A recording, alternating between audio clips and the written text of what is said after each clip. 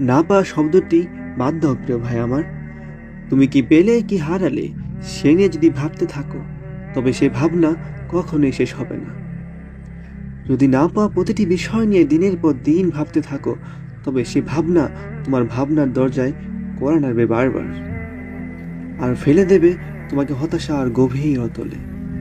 তাই না পাওয়া শব্দটি থেকে দূরে থাকো প্রিয় ভাই আমার। পাওয়া প্রতিটি শব্দ নিয়ে শুকরিয়া আদায় করো বারবার। দেখবে শয়তানের ডিকশনারির প্রথম শব্দটা অর্থাৎ হতাশা তোমার জীবন থেকে হারিয়ে যাবে ইনশাআল্লাহ। তোমার পাওয়া না পাওয়া সব কিছু তোমার রবের উপর ছেড়ে দাও, দেখবে তুমি ভালো থাকতে পারবে ইনশাআল্লাহ। আর তোমার চোখের পানি সেই অপ্রয়োজনীয় হতাশার জন্য নয়, বরং রবের সন্তুষ্টির জন্যই সঠিকভাবে ব্যবহার করো।